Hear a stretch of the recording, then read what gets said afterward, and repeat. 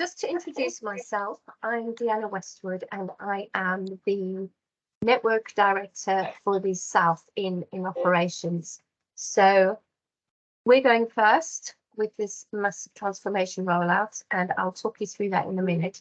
But I really just wanted to start off this session by saying thank you so much to all of you for agreeing to be part of this this phase, this implementation of our transition. It's really big and it's really important to us. So your help is greatly appreciated. Just to introduce the team, I've introduced myself. We also have on the call Lottie Snow, who is the operations manager of one of the teams going first and will be supporting and doing some presenting. And we've got Roger James, who is the Deputy Director of Operations for the South Network, also leading on this work. We have got some colleagues from CQC in the background supporting as well. We've got Amanda Hutchison on the call, Sam Labram, who's Business Change Manager. Amanda Hutchinson is in policy. And these colleagues will help us if you've got any questions as we proceed. Thank you, Sam. So what we are going to cover today is what you can expect through this period. We'll do a quick recap on the new assessment approach. We are going to look at what assessment activity you can expect as an early adopter and what support is going to be available during this period, and then we'll go on to the next steps. So just a quick refresh of the assessment approach. And I'm hoping you're familiar with this to some extent, or you've heard some of this, but we want to be able to have a greater focus on care across local areas or systems, and also ensure that our new regulatory powers are effective to improve people's care, and that'll come to life a bit as we go through this. We want to make our regulation less complex and more efficient. We've had something like 70 key lines of inquiry, 330 prompts. The whole machine has become quite unwieldy, and we want to be able to make it a lot more straightforward for you as providers to understand where your issues are and where you can improve and recognise where you're doing well. So we want to be able to regulate in a smarter way and also work better with the sectors as the system changes, as the sector recovers. We've had a very difficult time recently. We know we talk about pandemic still. We're still having that knock-on effect. We seem to be in a permanent state of winter in terms of the pressures on our services, and we want to be able to work with you more smartly to support you as we go through all of this. So our single assessment framework is going to be, it's starting to feel very straightforward as I've become very familiar with it. So we've still got the 5 key questions that you recognise. And instead of all those key lines of inquiries and prompts that I mentioned earlier, you'll have quality statements underpinning that. And those quality statements are really important because what we've done is we've worked with a whole range of stakeholders to identify those. And we call them the we statements and the I statements. And they're focused on what people need from services and what care people need. We've worked with organisations like Think Local, Act Personal. And then underpinning those quality statements, we've got specific evidence categories. So all of those specific evidence categories and quality indicators will come together to give us an overall view of what care people are receiving in services. It can be much more up to date than our current system. As you know, our ratings are very much out of date at the moment, and we can be much more up to date. And we can also identify trends and patterns across areas better, which will actually support us with our local system working, our local authority assessment, and should ultimately support you as we can identify pressures in the sectors, pressures in the markets. So how it's going to look, we'll be moving from multiple assessment frameworks. So we've got an array of colleagues on the call who come from different sectors and different sector backgrounds. and you've all got different assessment frameworks that we've been working to. We're moving to a single assessment framework. Our ongoing monitoring with inspections scheduled according to previous ratings, which I've just alluded to, which has become unwieldy and not timely, is moving into an ongoing assessment of quality and risk. So we can be much more agile in terms of responding to information and updating the information we've got to the public. We will always requiring to gather evidence on site at a single point in time to feed into those ratings, which is why the ratings are out of date, because you're waiting for somebody to come across the threshold. Now we can gather evidence at multiple points in time. So it's not just through on-site inspection, it's through ongoing assessment. And some of you will be familiar with the direct monitoring approach. So incorporating elements of what you're familiar with in terms of providing evidence to assessors that isn't always reliant on a site visit. We've had judgments and ratings decisions using ratings characteristics, and you'll know yourselves that ratings characteristics for a key question cover a wide range, and some providers might be sitting at the top of the range, kind of heading towards outstanding. Some might be just make it into good. They've got a few areas for improvement, but they're still enough to be rated as good. Well, how do you show that the journey that you are on to people who use services? How do you say, well, actually, I know I'm good and my neighboring provider is good, but actually we're in different places on that journey? And we'll be able to assign scores to evidence that make that much more real. The narrative inspection report is going to result in more frequently updated ratings and a short narrative published. So you're not waiting for those massive reports to come through whenever we can cross the threshold. Our new structure's changed. I think you're probably familiar with this already. So now we have a regulatory leadership directorate, and we have an operational directorate. And the operational teams are working across 4 geographic networks with a mix of specialist skills. We are asking our inspectors to retain their specialist skills. What we don't want is generic inspectors. We want inspectors to be specialists at what it is they're doing. But what they're doing is they're working in teams that comprise all of those specialisms. And regulatory leadership colleagues, in the meanwhile, focus on where we need to kind of raise standards across sectors. They get involved in the policy oversight, the external influence, all of that kind of big picture stuff, while we focus on the services and the provision of care on the ground. A fantastic example was at a conference I was recently, where we used a real life example from a colleague who'd had fantastic experience with a GP and a poor experience with a hospital. And because the teams are now integrated, what we were able to do is really think about how you recognize the good practice as well as the areas that need improvement, and how that information goes neatly into the different services instead of relying on information sharing systems and the things that we've done in the past, which haven't always been as effective as we'd have liked them to be. And of course, we have that system view I've described, and our focus is on listening to people and communities. So our new teams, as I've said, bring together all those specialisms. I've described the network, so I won't repeat that again. And the teams are led by an operations manager.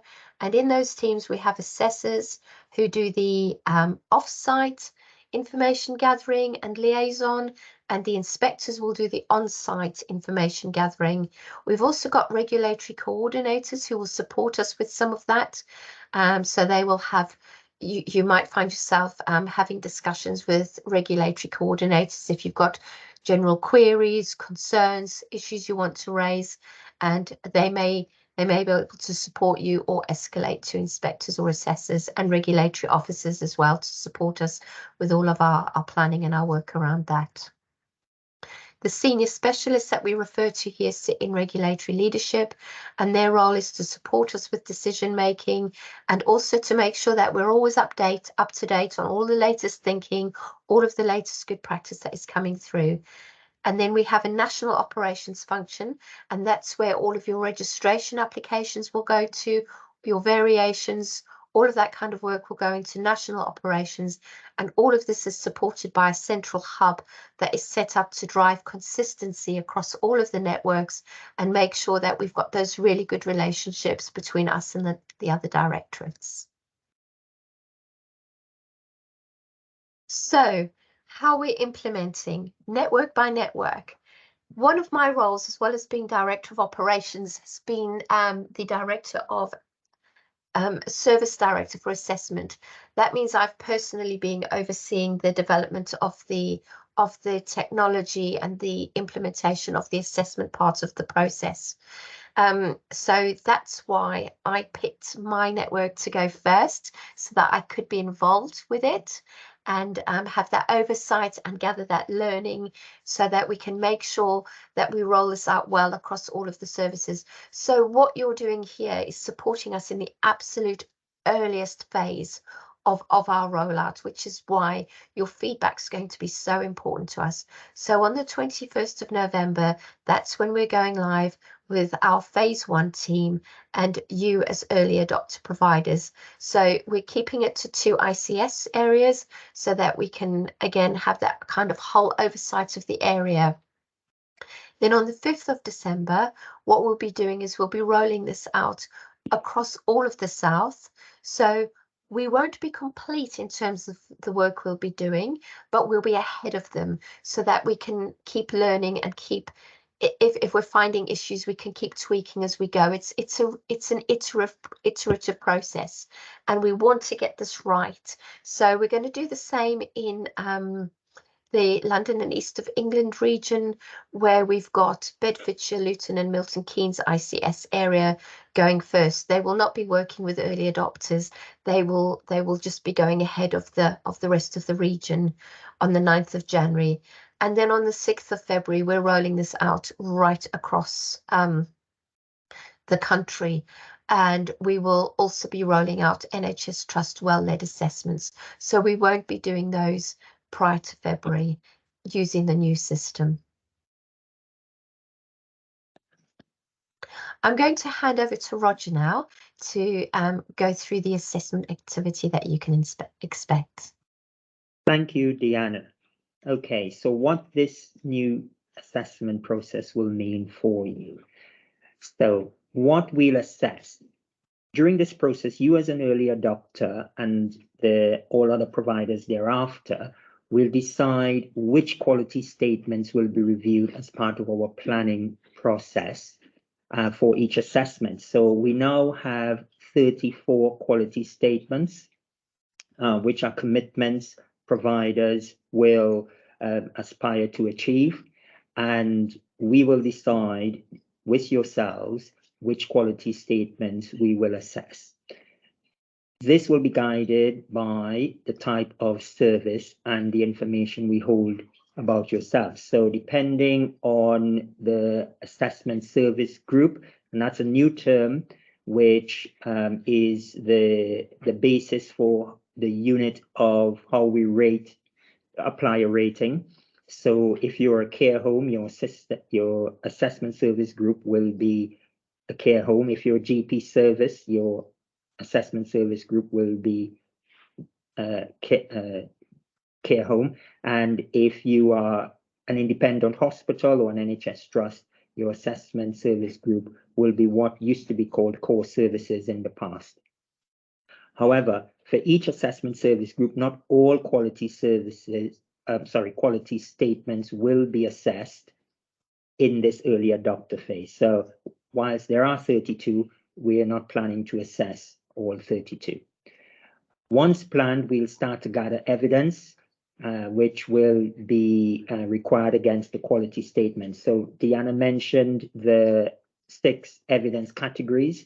We will be collecting evidence against those 6 evidence categories to measure how the quality statements are being met. That's relevant, that we are being assessed.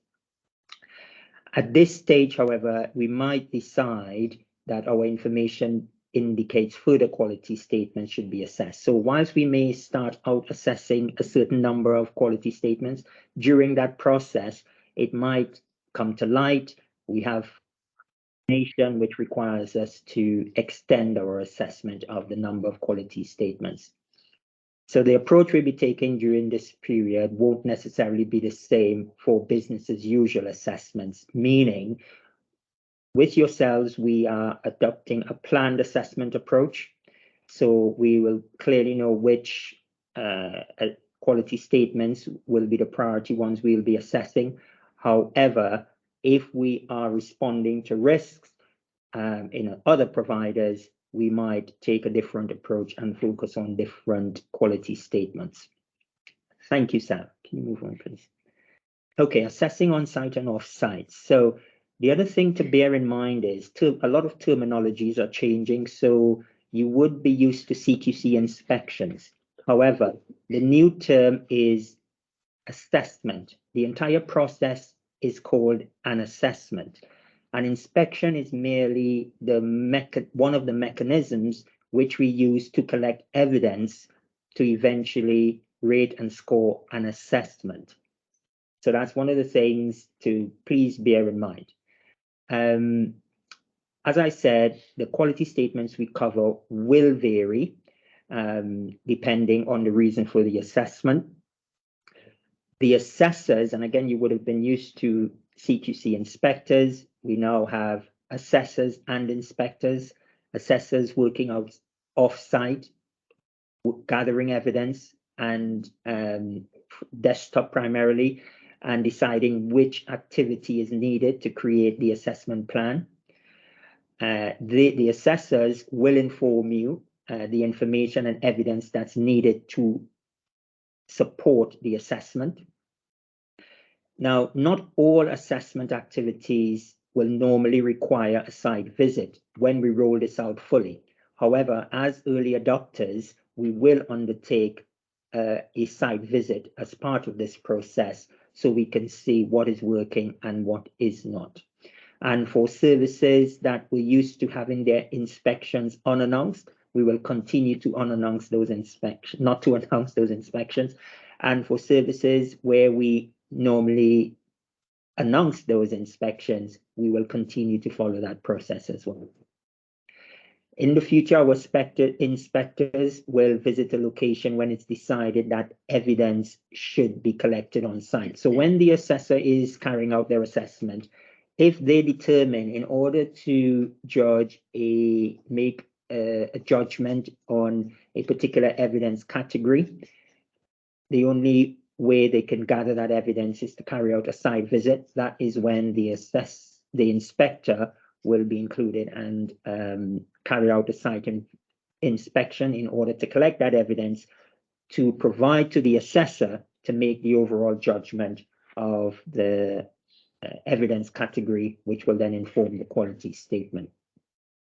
So whether we visit a service or not, we can still score evidence which can update a rating. So another key factor is we will be able to score and rate key questions without necessarily carrying out a site visit. That's another major change with our new framework. Thank you, Sam. Okay, so how we'll collect evidence. Much of how we collect evidence won't change much. For example, depending on the provider type you are, and we have the 4 different types on this call. We have care homes representatives, we have GPs, we have independent health hospitals. So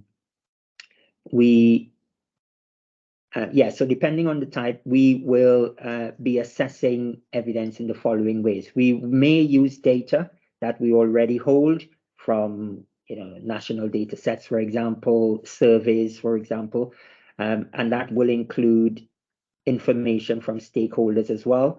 We will assess those to determine what information that is telling us about the quality of the service that is being provided. We'll also gather evidence from people's experiences through the use of experts by experiences, and those are people that support our assessment processes who have experience of health and care. We'll also continue to have focus groups where necessary and carry out observation during site visits as well as a mechanism of collecting evidence. We will also ask you to provide information during an assessment or when we are on site. So as part of the assessment process, the assessor may get in touch with you to provide additional information to help inform the assessment. And if the inspector attends an on-site inspection, they may also require you to provide them with further information to help inform our assessment. Next slide, please, Sam. Okay, so transitioning from your existing rating. So all of the services, all of the providers on this call, their services will have an existing rating. So our new rating process involves scoring the evidence we collect, and these scores will form the basis of the assessment of our judgments. So in summary, what will happen is your current rating will default to a new score, which translates to the existing rating. What it means is you're familiar with a 4-point scale rating, inadequate to outstanding.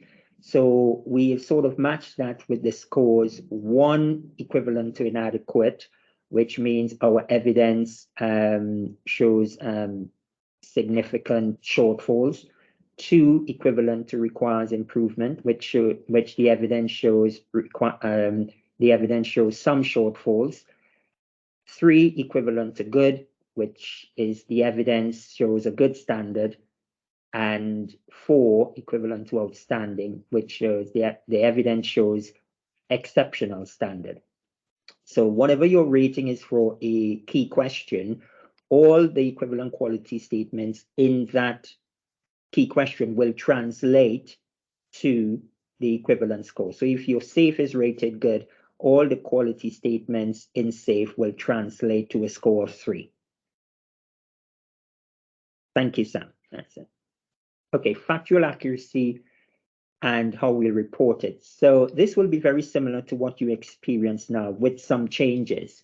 So you will still have the opportunity, once we have drafted the report, made the appropriate quality, it's gone through the appropriate quality assurance process, we will still send you a draft report. However, you will receive this via an email with a link in the email for you to access the draft report, respond to it, check for any factual inaccuracies, and send us back your comments, all through via this link that you will receive. We'll be able to see the evidence categories we've used. You will be able to see those that we have used to make our judgments, so that you can be very targeted in your feedback. So once you open the link to the draft report, you will see which evidence categories we use to form our judgments, and therefore you will be able to comment on whether our statements were accurate or not. Once we've completed our assessment and factual accuracy checks, the process is over, and you'll still have the 10 working days process for that. That's not changing. Once we have responded to your comments, accepted or rejected the ones that's as appropriate, no different to what we do now, we will then publish our findings with the appropriate ratings. You will be able to see the final report with the scores to compare them to your previous assessments. So in the past, as we know, you did not receive a score. However, whilst the public will see the final rating, you, the provider, will be able to see how the scores align to those ratings and where on the scoring grid, whether you were rated good but closer to requires improvement or closer to outstanding. And for example, if you're rated good for a key question a second time, you'll be able to see what the score is within that key question compared to the previous inspection. So that's just repeating what I've just said. Thank you, Sam. Okay, so now I'll hand over to Lottie, who will talk to you about the support you received during this process. Okay, just checking you can hear me all right. Yeah, Deanna's nodding, that's lovely. So the first best port of call for you to go to read a bit more depth in terms of the quality statements is the website. There's some really good guidance on there about each of the quality statements, how they link in with the evidence categories, what the evidence categories mean, and how it all links to the regulations, which are a really good place to start. We've set up a specific email address for you to contact us through. So we've got a team of us available, and all of those queries will be signposted through to an appropriate person. So that might be someone in our engagement team or in our transition team, or it might be somebody more local like myself or Roger who can answer those questions that are coming through if you think about something after this call. And there's also the WhatsApp group that's been set up. So we'll also, as part of our early adopter scheme, seek your feedback throughout this whole process. Part of this is about understanding what this process looks like for you, how it works for you, what works and what doesn't work, so that we can adapt our approach going forward. So all of that will be gathered throughout the process. Thank you, Sam. So as we speak, an assessor's been allocated to each of your early adopter assessments, and they are putting together their team. So that'll include inspectors, it may include SPAs, it may include experts by experience, as they would have done previously. So that's what they're doing at the moment. And as Roger's indicated, as previously, if you had a previously announced planned inspection, that will continue. So you'll be contacted by your team as you would normally do on an inspection, whether that's giving notice ahead of time or whether that is by showing up to come and see you on site. They will be available to answer questions sort of throughout. So that's going to be a back and forth process, and they'll talk you through what they need from you. They'll have done their planning in terms of what evidence they need to gather and how they're going to gather it and who's going to gather that evidence.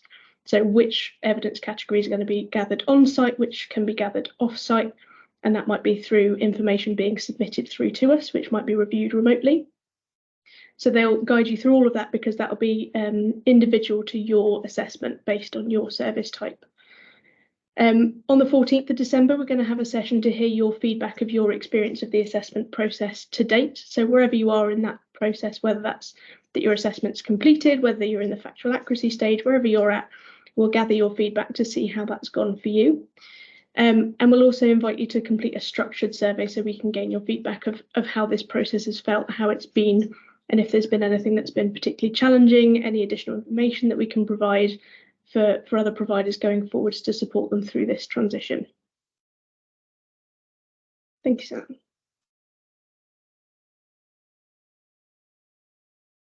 Great, thank you, Deanna, Roger, and Lottie. I think now's the time to hear any questions from you. We wanted to have as much time for you to ask questions, ask a bit more about anything that's not clear about this process and how we'll work with you as early adopters. If you do have any questions, you can either use the raise hand function and we'll bring you in, or if you prefer to drop it into the chat, you can do that and we'll read those out as well. So yeah, over to you and let us know if you have any questions. And I think we have the first question from Nikki. Nikki, do you want to come in? Hi, I was just wondering, I didn't quite understand one bit. When the gentleman was talking about that we'll be able to see the previous assessments for each of the key questions from previous inspections and assessments, and then are we going to be able to click on each of those key questions and see which of the how each of those quality statements is being judged as well? Like will each of the quality statements have a rating next to it, a score next to them as well?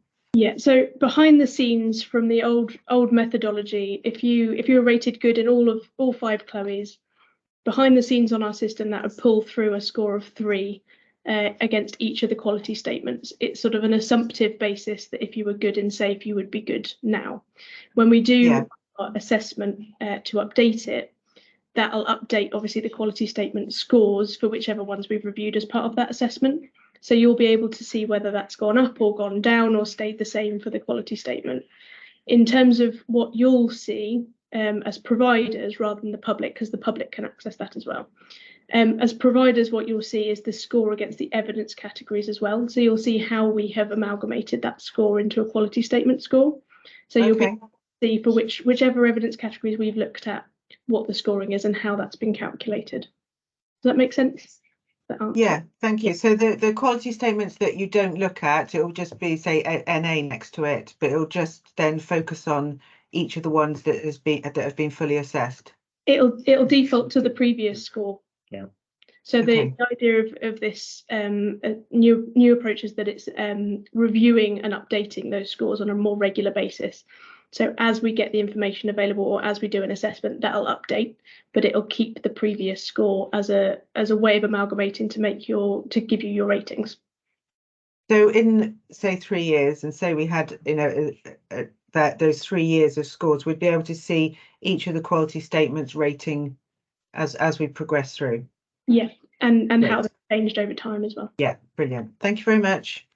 And also, just to add to that, when you do get a report and you go through FACAG, that will link you directly to those evidence categories that we've reviewed, so that you can it'll make it a lot simpler for you in terms of the process, because you'll be able to respond directly to those evidence categories where we've scored. Brilliant. Yeah, that sounds quite transparent. That we'll be able to see what you've used to make Yes. the judgment. Great. Thank you. Thanks, Nikki. And I think the next question is from Kev. Hi guys, thanks. Yeah, that was really useful. Can I just confirm that? So during the early adopter thing, we're not going to be using the provider portal because you're going to be requesting certain bits of information from us. Is that right? Yes. Yeah, so the provider portal is being rolled out sort of slightly separately, but alongside this process. So the provider portal at the moment will enable providers to submit notifications and registration applications. So as it stands at the moment, when we're requesting evidence, we'll either be gathering that by email like we have done previously, or we'll set you up with a sort of Dropbox type situation where you can upload all of your documentation. Fantastic. That was made clear. Sorry, I just wanted to double check, but thank you for that. Thanks, Kev. I'm just seeing who has their hand up next. I think Amy is next. Traditionally, when we've been inspected, it's kind of like a full day inspection. But now you're just going to be focusing on a few statements. Is it still going to be a full day? How will it look? Can I take that one? I think it will vary, to be honest with you. For the at the moment, depending on the number of quality statements that are being assessed and the evidence categories, it may vary. Now, for some people, it may well be a short, sharp visit because it's a limited number of evidence that requires collecting. For others, it might be more what you're used to, a more full day, or in some cases may even be more than 1 day. So it's very difficult to say. It would be very unique, but I think the main difference probably will be, traditionally we haven't done short, sharp visits when we've been for a short period, whereas in this new framework, that is very likely to happen. Yes, just to add to that, we might just want to be looking at a specific issue. So as early adopter providers, we'll probably be a little bit more, I don't want to use the word comprehensive because that relates to a particular type of inspection we used to use, but a little bit more, we may unpick a few more quality statements. But in the future, we might say, for example, receive something about food. And previously, we wouldn't have conducted a whole inspection on the basis of that, but actually we might pop out at lunchtime and see what people's experience is like, or do some observations. So those are the kind of evidence categories that will be supported by us being on site, but hopefully a lot more focused and a lot less impact on your teams. Brilliant. Thank you very much. Thanks, Deanna. Thanks, Roger. And Chris has a question next. Oh, thank you. That's been really informative, and I think you've answered most of my questions in advance. First one is the same as Rob's question there, is how long before the visit, or any time before the visit, will we be expecting to hear what quality statements you're focusing on, rather than looking at, focusing on? Okay, I'll start and then others can come in.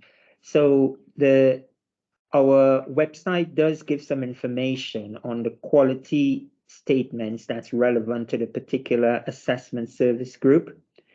In terms of the early adopters, we aren't specifying which one at this point in time we'll be focusing on, although we will be focusing on a limited number. We just not specifying them because once we start the assessment process, this may well extend or expand beyond the initial number that we decided to assess. So we are not specifying the numbers as yet, but in terms of which ones, I'm sure the information is available on site to which, so if you're a GP service, which quality statements are more relevant to you, etc. I'm looking to my colleagues to see if that information is online. So I don't think which ones of priorities are online, but Okay. when we do the planning phase, obviously we'll be selecting which quality statements. The assessment teams will be open with you about what they're looking at, what evidence they're gathering, and which quality statements they're going to review, because they'll need to do that to let you know what you might need to submit that they might not have thought of, the same as we would do with an inspection. Previously, in the previous methodology, would be saying, oh, today we're looking at SAFE, or today we're looking at this particular part of SAFE on this assessment. And I think, Lottie, there was a question around how long before we actually conduct the assessment we'll have that conversation. Is that right? So that will reflect sort of what you're previously used to for a planned visit. So I'm not sure what sector you're from, sorry, forgive me, but for GP surgeries, the 2 weeks notice of a planned assessment will continue in the new world. If you're used to having an announced assessment or inspection in the old world, you'll still get an announcement beforehand. So someone will be in touch to let you know what's happening and when it's happening, if that makes sense. Okay, sort of, thank you. Do we know, because we're rolling this out, are we likely to have more inspectors than usual or less? Because obviously it's a trial and error and an early adopter. Are we expecting an average of 1, 2, 10, 12? It's just making sure I've got the accommodation and facilities available for them. Can I check what sector you we're independent mental health provision. Mental health. Yeah. Okay, what we are trying to do is arrange the site visits to what you would have normally been used to. So if we have usually had an inspector and a specialist advisor and an expert by experience, we've tried to align the team similar to that. Just as an early adopters, you know, we're being, as I said, we're carrying out the site visit, which we may not do for other providers. And also we're trying to be a bit, be more robust as we can. So we probably will have the team the size similar to what you would have had before for these early adopter inspections. So then they're not going to be extra big just so that we can all have a go in the first part of the process. That's what I was going to say. We're not all piling in. A bus pulls out and 30 people jump out. We're like, okay, hi. Yeah, I was tempted, but Roger's been holding me back. Yeah. But thank you for clarifying those. Thank you. Any other questions? We have had a couple of questions in the chat just about more information around the evidence categories we'll look at for specific types of independent health services. So just to update colleagues, we are adding more information on that to our website this week. So we'll make sure we share with you via email as soon as that's available, so you're able to see clearly what evidence we'll look at against each quality statement for your specific type of service. I think we also have a hand up from Sarah. Hi, yes, I think you might have just answered it. Really, so independent health, independent hospitals, mental health, will the quality statements and evidence categories also be available for that? Because we obviously will have unannounced assessments, and therefore there won't be that pre-planning phase to explore which categories we're going to be assessed under and which quality statements. Yes, Do you want me to take that? Yeah, go on. I think Sam just did that. So in terms of when you'll find out what quality statements are being looked at will be at the point where the assessment starts. So the assessor and the inspector will talk through that with you to say what they're going to look at, how they're going to gather it. So as they would have done on an inspection, you'll find out at the point where they start to gather that evidence if you're used to an unannounced process. In terms of which ones are relevant, I can see Rob's question in the chat. All the quality statements apply to all of the service types. What differs is which ones are kind of priorities for us, and then which evidence categories are needed for those quality statements, depending on the type of service. Does that answer your question? And that's what Sam is going to share. Yeah. As soon as that becomes available, so in a format that you can all access it. Okay. So basically, there will be no prior knowledge for unannounced visits. There isn't that pre-planning phase or anything else. So when that inspector and the team is on site, at that point, there will be that preliminary discussion around what that focus is going to be about, what information, what data is going to be required, and where particularly that team wants to focus the assessment on. Is that correct? Yes, that is correct. So they'll work with you obviously to make sure that you've got a list of all the documents that are being requested from the assessor, what's going to be looked at on site versus off site, and obviously working with you to make sure that you've got a reasonable amount of time to provide us with that information and us to look at it. Lottie, is that going to come then prior to the inspection, or like it did previously under, you know, the PDA with the requests that came prior to an inspection, or are you going to do that on the day, or are you going to do that post-assessment? It will depend. It will depend on the type of service and the type of assessment that's being carried out.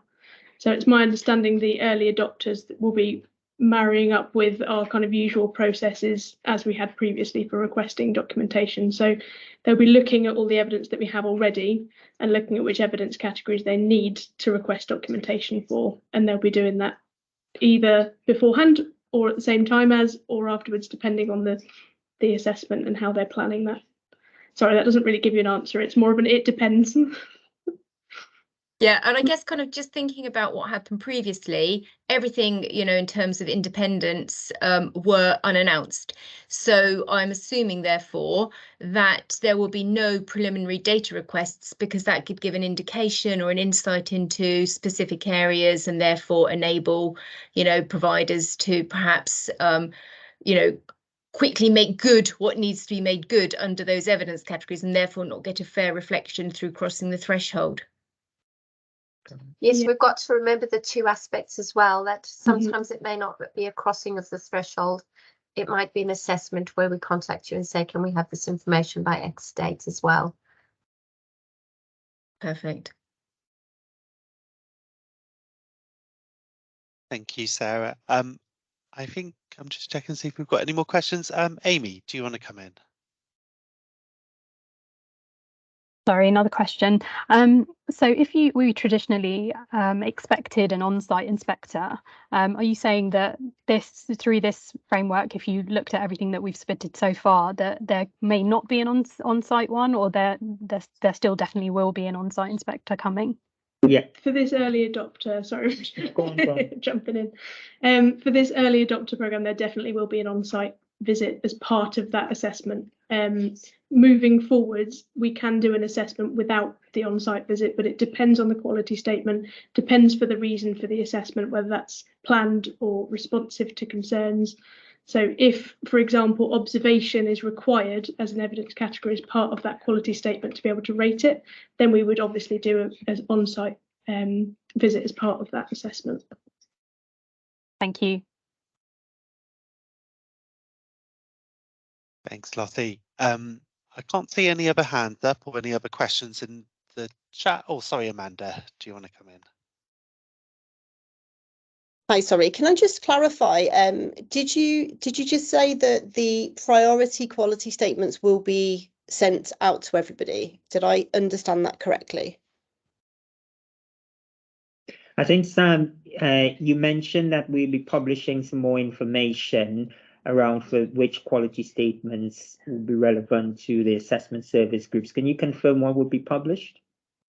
Yeah, sorry, no, that wasn't referring to the priority quality statement. So I think one of the things we're still working through is whether it's helpful for providers to publish them or not, and I can share more information about whether they'll be available ahead of assessments or not with the group. What we will be definitely publishing is more information about the specific evidence categories we'll look at for different types of services against specific quality statements. So a lot of that is already on our website, but we'll make sure that's published for all the different types of services we regulate.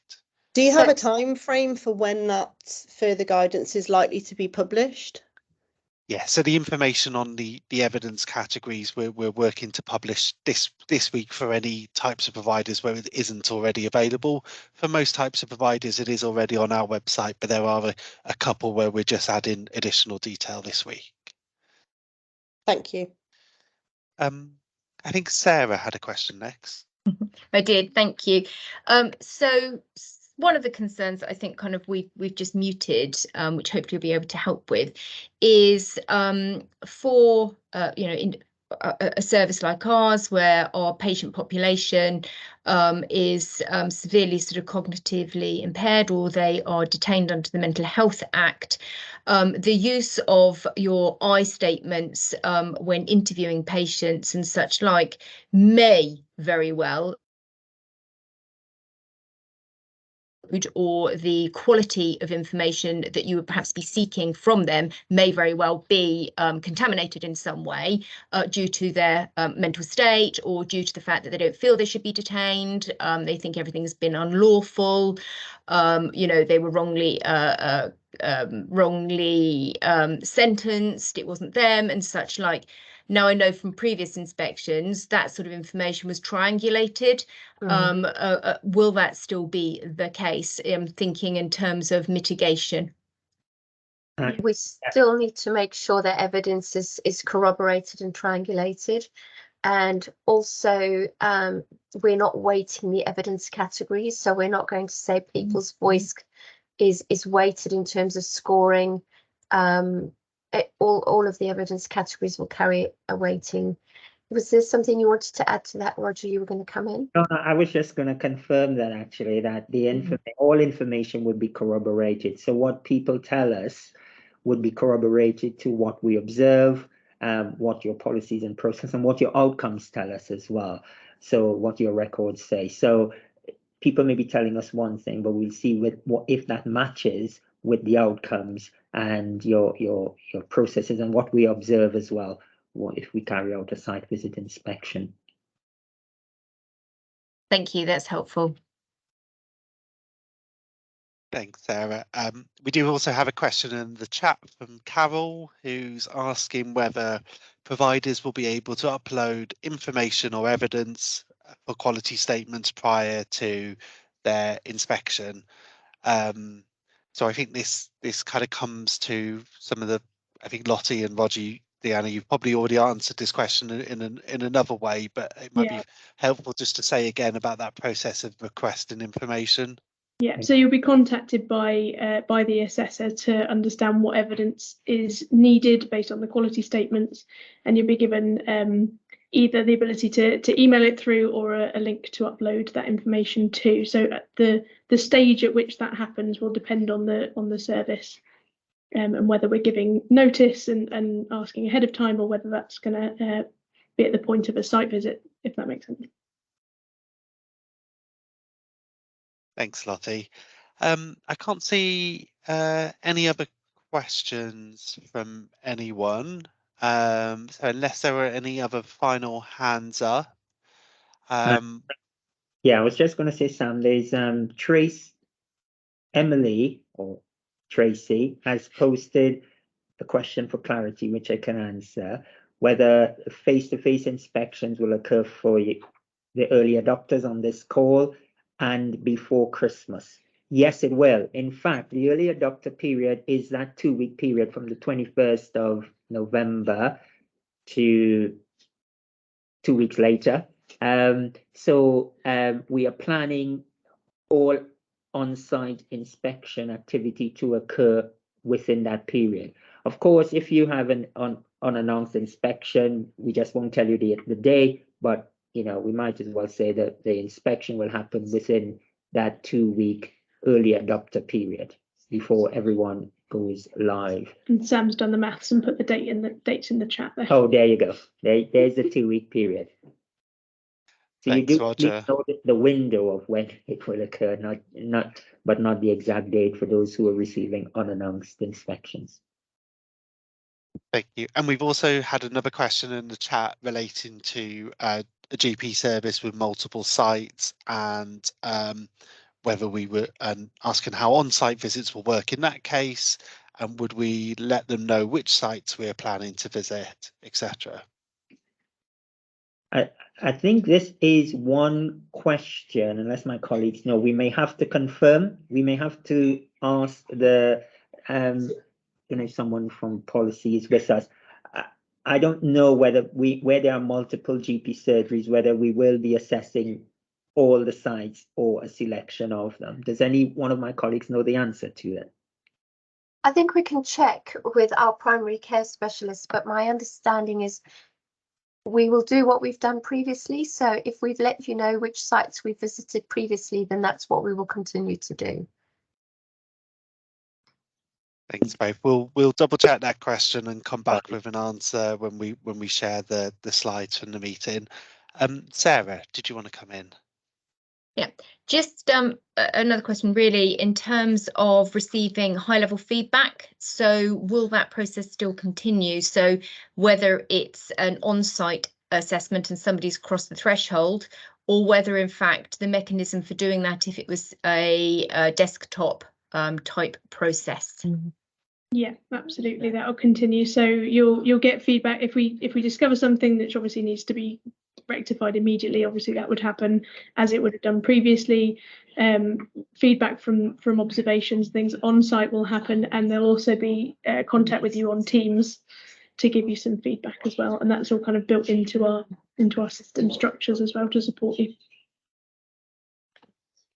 And what we need from you is feedback all the way through the process. So until that report is published, how's it feeling for you? We've designed some surveys to support this, but how does it feel? What does it feel different? What are the interactions like?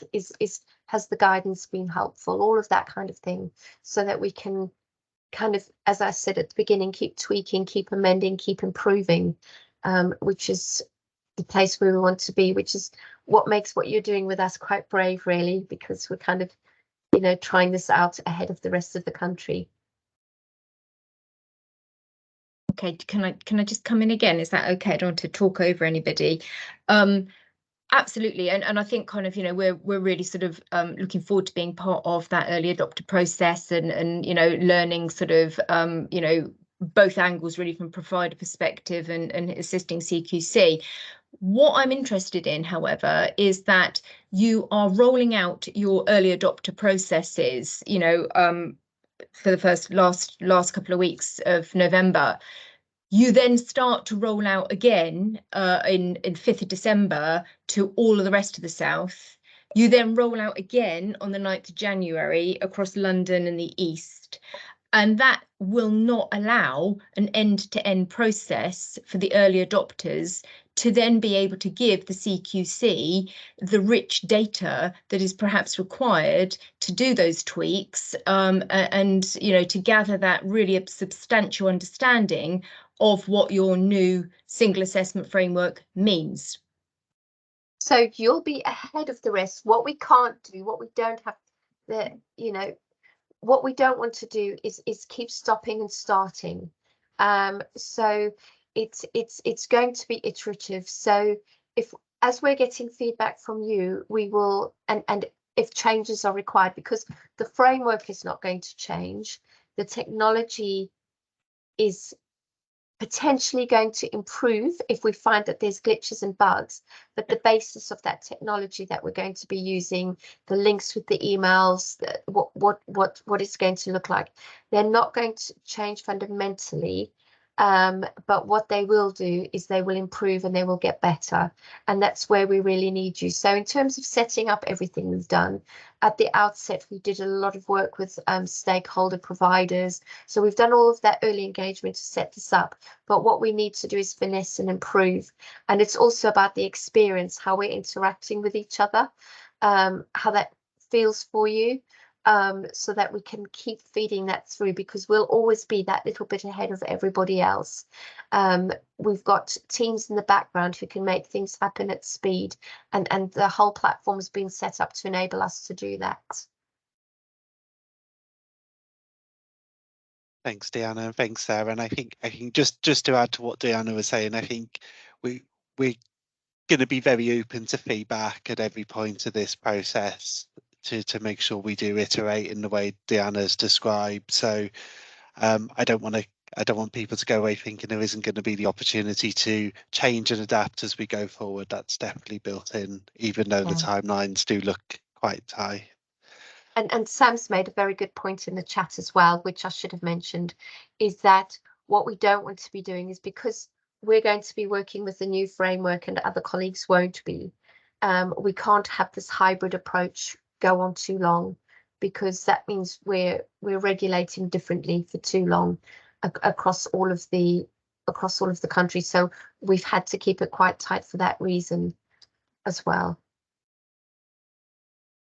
Okay, I just find that sort of an interesting observation, because, you know, if you look at kind of what they're doing, say, for example, with PSURF, you know, they are rolling that out, and there are early adopters for PSURF, and they are absolutely making sure that the mechanism still for reporting incidents remains the same for a number of providers. However, for PSURF and those early adopters, they are learning and, I guess, you know, using that information to improve the quality and the final you know, final mechanism for incident reporting. So, you know, it's just an interesting observation that CQC have been minded to roll out across the whole country prior to really being able to underpin the learning that might very well come from the early adopters scheme. Yes, and I can understand why that would be perceived as a risk, but as I've said, the fundamental framework's not going to change, and that's the key to this. That what we're testing out here is how it's working in practice, and like I said, we're going to we've used systems in the past. For example, the framework that you're familiar with, that really hasn't changed for many years. What we're looking at now is having an approach that's much more flexible, agile, and responsive. So we'll incorporate the learning from you, but we'll also incorporate the learning from the South. London might have a different experience, and we can build that in as well. So it's really our colleagues in the Midlands and the North who will be getting more of the, I would call a completed product in February. But even so, we've built it in a way that we can continuously flex it so that it's much more responsive. And one of the reasons that we've built it that way is because of the massive fundamental changes we're experiencing in society at the moment, in how we provide care, how we deliver care, and we need to have a model that can respond to that in a much more agile way. I think, do you mind if I come in? I think one of the other things just to remember is that there's lots of things that aren't changing as well. So our regulations that we're regulating against are still the same. The enforcement powers that we've got are still the same. The key lines of inquiry are still the same, and the ratings are still the same. So a lot of what we're looking at is very similar. The types of evidence that we're gathering are very similar, or the same as what we'd have looked at before. So although we're looking at it sort of dividing things up a little bit differently, putting things into different categories than we have done previously, and scoring against the evidence rather than pre-making a judgment to score against sort of key questions, a lot of what we're doing is very similar to what we've done in the past. It's just a slightly new way of applying that regulation. And we have done lots of behind the scenes testing of the systems and using existing examples, existing evidence that we've gathered to try out that process, so that this isn't the first time we're kind of all having a go with it. There's been lots of testing behind the scenes as well. This is just the first point at which it's going to be live with a provider that's published. Thank you. Thanks, Lottie and Deanna, and thanks, Sarah. I think Nikki has made a point in the chat, which is really important to this as well, and just emphasising the importance of us just getting ongoing feedback from this group as we go through the assessment process, so we understand as quickly as possible how it's feeling for you and what we might need to tweak and change about our approach to rolling this out for other providers. So we're definitely going to be doing that in spades, I think it's fair to say, as we go through the process. I don't think we've got any other questions, at least I can't see any hands or other comments in the chat. So we might be ready to draw this to a close. Just to say, we will be sharing the slide deck and the recording of this session with everyone. So if you want to watch back or share that with any colleagues, you'll be able to. Deanna, is it okay if I hand back to you for any closing remarks before we finish? Thank you, Sam. And I think actually Nikki put the perfect closing remark in the chat in terms of the continual feedback about the logistics of the process. I've said it at the beginning, I think I've said it in the middle, and I'll say it again. I'm really grateful to you for supporting us with this. It's going to be interesting for you. It's going to be interesting for our inspectors as well. I think Lottie made an excellent point, pointing out that fundamentally the basis of what we do stays the same, but it still might feel different. And your teams and our teams will go through this together and learn from each other. So any questions, you've got the details of how to contact us. Sam will share the slides, and we'll update the answer to the question about the GP sites, and you'll get the information about the evidence categories. But thanks again for joining, and have a good rest of your day.